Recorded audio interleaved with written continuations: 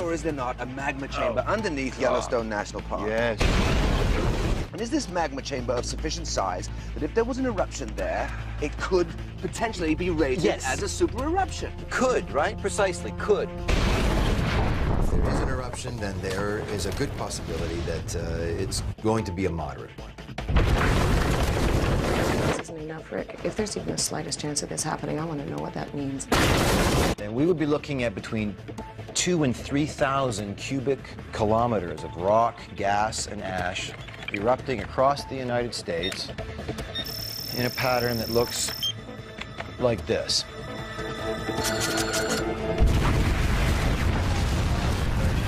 Expects an eruption anytime soon, and possibly with devastating consequences for America and the world. Jesus, Rick, just be honest with me. I'm being honest with you, yes. This is going to be a big eruption. You've got to come with us. I don't need you to tell me what harmonic tremor means. If I agree to a raid, everyone's going to think that we've got a super eruption on our hands. But I am not going to be held responsible for some kind of mass panic. Mr. Lieberman, Yes, hang on. Hang on. Yes. Are you still denying the possibility of a super eruption?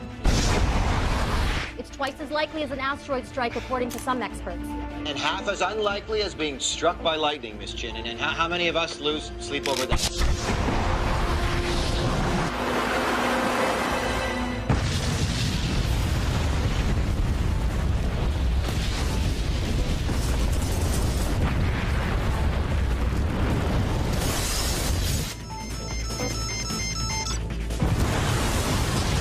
The captain hasn't turned the fasten your seatbelt sign.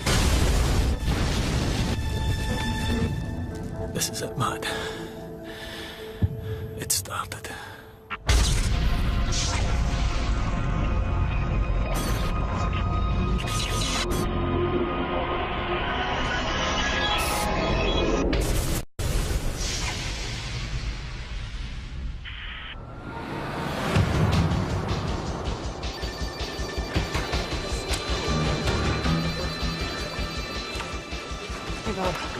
Nice dress. I'm sorry to haul you away. No problem. Who have I got from USGS? No one. What? You can't get through to their field office at the moment. Hey, Dave. Michael Eldridge is on his way over. Is this vac imagery all we have on this? Yeah, and it's only a projection. What? Okay, Air Force, I need a plane up there as close as they can get taking a look at this thing. Let's brief the White House on little we know so far. Dave, get VAC on the line. I want to talk to Governor Marshall in Wyoming, Joe Foster at Homeland, and keep trying the Yellowstone field office. And Bob, please get me something else to wear. Sure. Mary?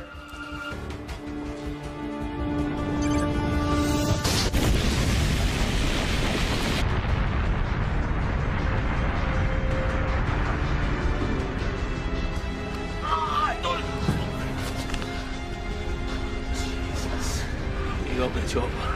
You need to take a look, man. You need to see what's going on. Make contact with Dave. Let him know what's happening. Go.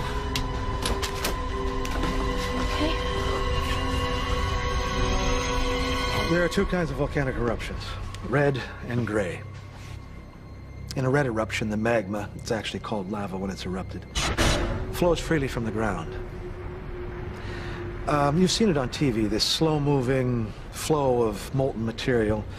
It's damn destructive in its own way, but slow, very slow. You can literally outpace a lava flow without breaking a sweat. Not so with a gray eruption. What you have there, you've got magma trapped by overlaying rock, okay?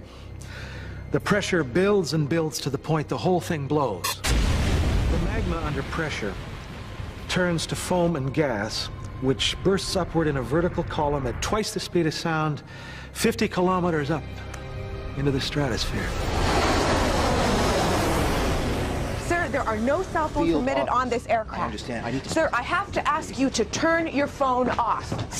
My name is Richard Lieberman. I'm the scientist in charge of Yellowstone Volcano Observatory. I'm receiving news of an emergency here that could affect the flight path and safety of this aircraft. My God, has something happened? I need to speak to the captain, please. Okay.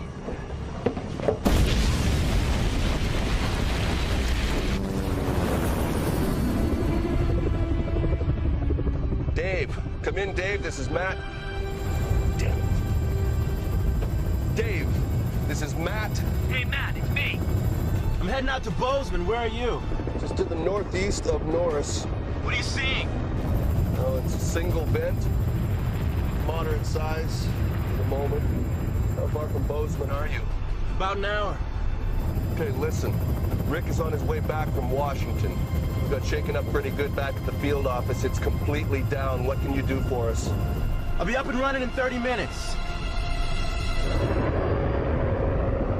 It's been estimated that within the first hour, 100 million tons of pumice, rock and ash were ejected, powered out by something with the explosive force of 1,000 Hiroshima bombs. Then the wind carried the top of the column eastwards. Within an hour or so, pumice and ash began to fall in towns hundreds of miles away from Yellowstone.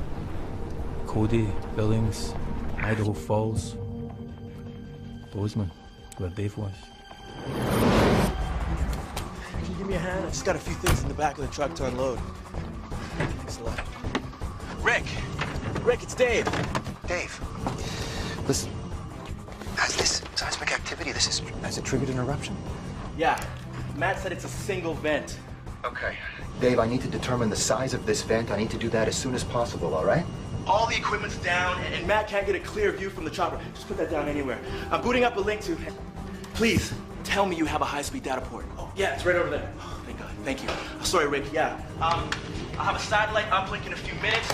Should be able to see the ash cloud, and I'll patch in the back. Okay, listen, Dave, I need you to talk to Michael Eldridge in Washington, okay? Get a hold of him, just, you know, inform him about what's happening, and tell him that we need him to declare red level 3 emergency, all right? You got that? Red level 3. I got it. All right, and if this vent gets any bigger, anything else opens up, and I need to know about that, Dave. Will do, boss.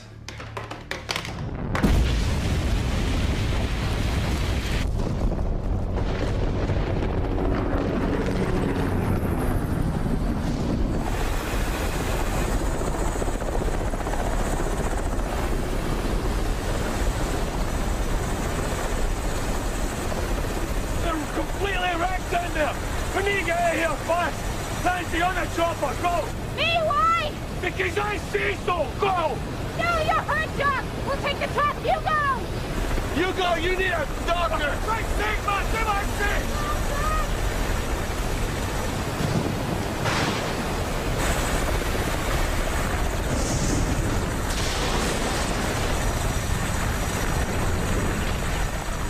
The biggest danger from an explosive eruption is the pyroclastic surge.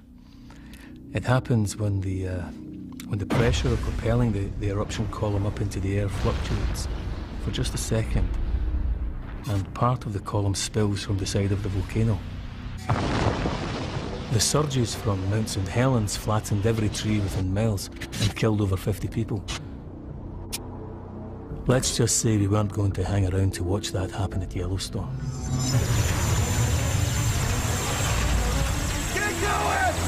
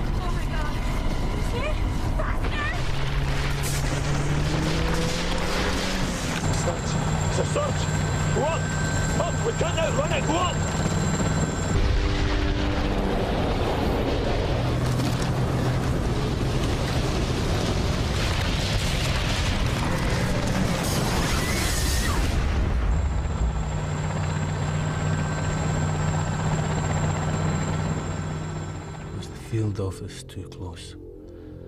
With hindsight, yes, but you have to be close to get accurate information.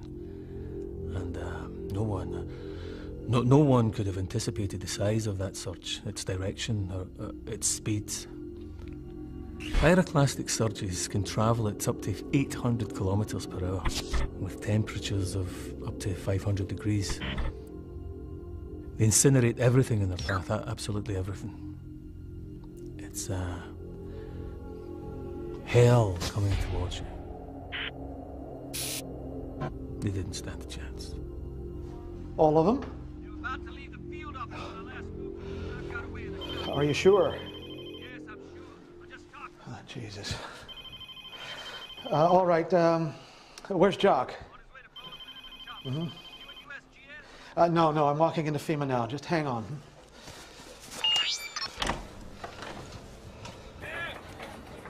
Listen, I'm going to pass you over to Wendy. I've got Dave Price on the line. He's in a backup field office in Bozeman. Okay, let's patch him through. Everyone, this is Michael Eldridge from USGS. Dave, this is Wendy Rice at FEMA. Do you have any update on the size of the eruption? Yeah. Jock Galvin left the scene by chopper a little while back and said it was a single vent. But the GPS and SRI data show signs of swelling all over the park and increasing earthquake swarms. My guess is it's only a matter of time before we see new vents opening up. Thank you, Dave. Stay on the line and keep us up to date. Will do. Denver, bring all USAR teams to standby. Inform Governor Marshall this could be bigger than anticipated. Are we recommending evac? It's his call, but we're advising against. It's safer inside than on the highway. Well, as I was saying, our flight plan has us about 348 nautical miles south of Yellowstone at our closest point. So if ash from your volcano does head our way, the Volcanic Ash Advisory Center will divert us long before we get anywhere near it. Okay. Well, how often does VAC check the satellite? About every half hour. We can put in a call now for an update. Would make you feel better. Yeah. I'd appreciate that. If you'd keep me informed. Sure. Thank you.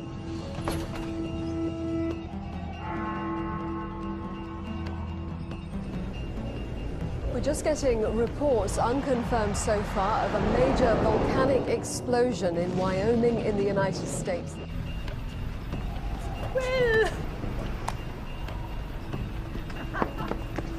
Early reports from Wyoming say the eruption has killed literally thousands of people.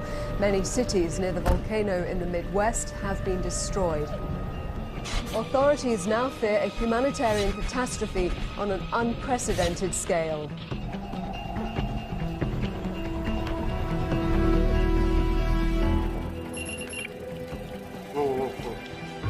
Boise, Idaho's reporting a citywide blackout.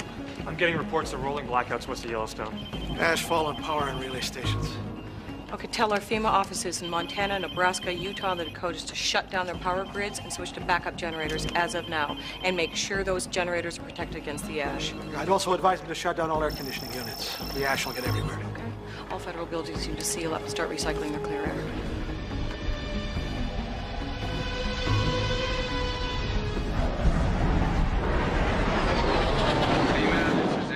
Trigger 2, over. Go ahead, Trigger 2. I'm now monitoring the eruption column at level 500. Indications are below about 290. The wind is westerly, but above that it bears around to 7 or northwest. Over. Hank. You got those coordinates?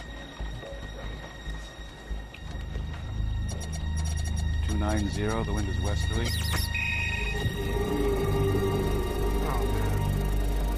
Directly across major commercial air routes. Hank, I want all airspace across the central USA cleared and put east and west coast on standby. Michael, where is your guy? I need him here. Rick Lieberman? Yes. He's in there somewhere. He was flying back tonight. Okay. Anyone need some blanket? Here you go.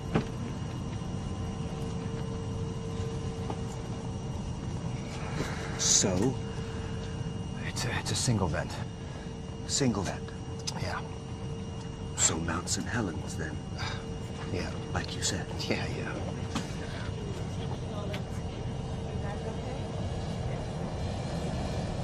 What's that? What? That smell. Sulfur. Oh, Jesus.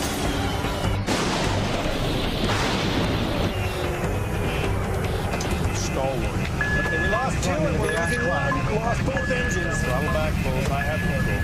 At the beginning, 180.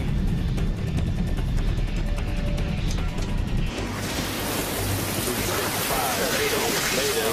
We lost both engines. Lost both engines. You have control. Starting 180.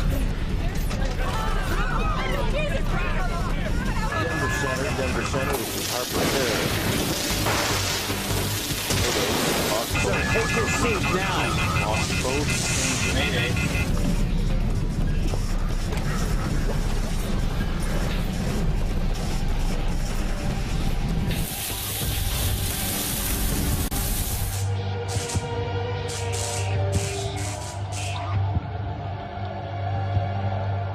Dave, you getting this? Yeah, I got it. Does the guy have a zoom? Can you get him to zoom in? Trigger 2, can you zoom in?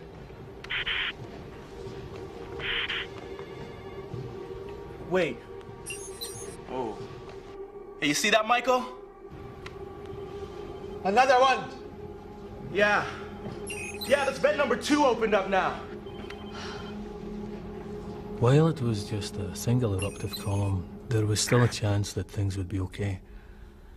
But the second eruption, clearly there was so much magma and pressure in the chamber that it couldn't vent through a single column. Instead, the whole caldera began to unzip in a series of smaller eruptions. Once that started, we had no idea how long it would go on for. Days, weeks, months. We just didn't know.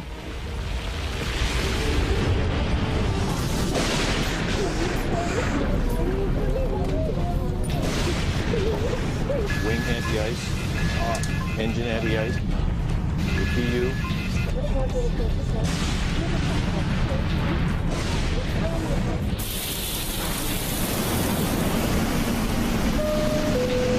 Ladies and gentlemen, this is Captain Frank. We'll very shortly be making a precautionary landing in Cheyenne. The ash cloud has blasted the cockpit window. We're landing blind. On the back of the seat in front of you, clasp your hands under your knees.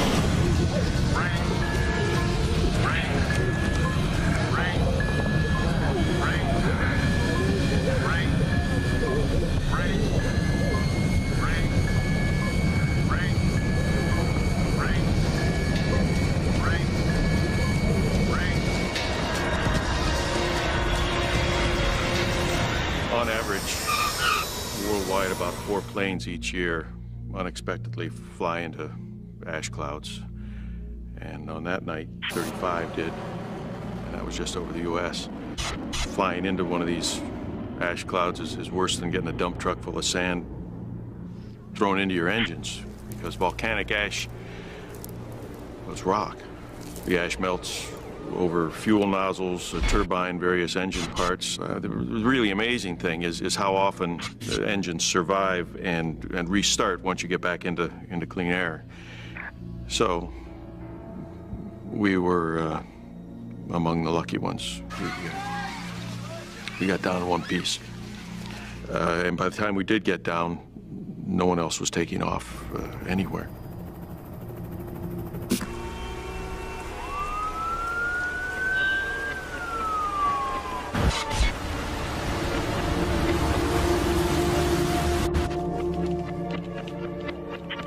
We're getting reports of large numbers fleeing into Canada along Interstate 15 and 29. Lincoln, Nebraska is on standby to evacuate. Stand them down. I need to clear those roads and get me a transportation update on the Coast Guard. The Air Force is evacuating its planes out of bases at Minot, Grand Forks, Ellsworth, Nellis, Kirtland, Offutt, Peterson, Edwards. Is there anywhere they're not evacuating?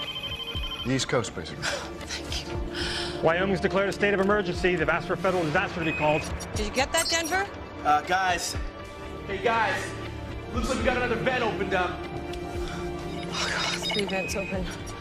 Michael, how bad is this going to get?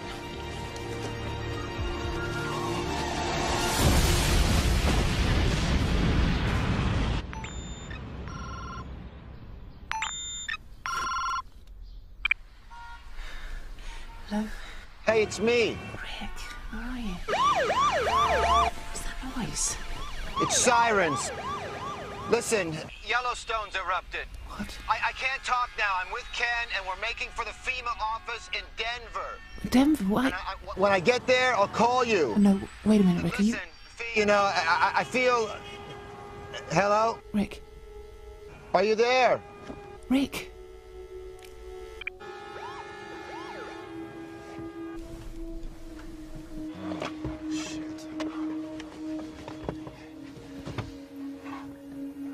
Initial reports suggest that a team of scientists from the US Geological Survey, who are monitoring the site from a field office within the park itself, have been killed. The local towns of West Yellowstone and Bozeman are being evacuated amid scenes of panic and confusion. Well, meanwhile, the growing ash cloud is spreading south and east from Yellowstone, raining down its potentially lethal contents across a vast area. The ash is bringing the roads and freeways to a total... Find military installations. What are you doing? Hang on. Okay. Okay. There's a military installation about 4 clicks this way. They might have a comm links to FEMA. We're not gonna walk. We can't stay here, Ken. Pop the trunk. No, Rick, for God's sake, Rick, it's volcanic ash. We can't go out in it. When Vesuvius erupted, the people of Pompeii stayed in their houses. How do we know that, Ken? It was preserved in volcanic ash.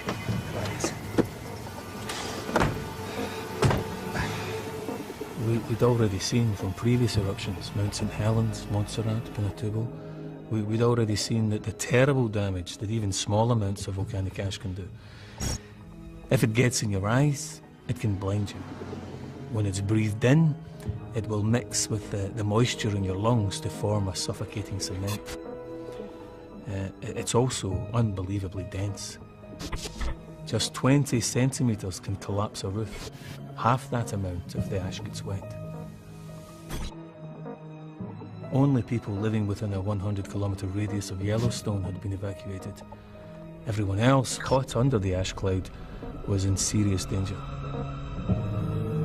Dave, are you getting this? Yeah, I'm seeing it. 2 more vents makes 5. I'd say the caldera is definitely opening up. What do you think, Michael? I concur with that.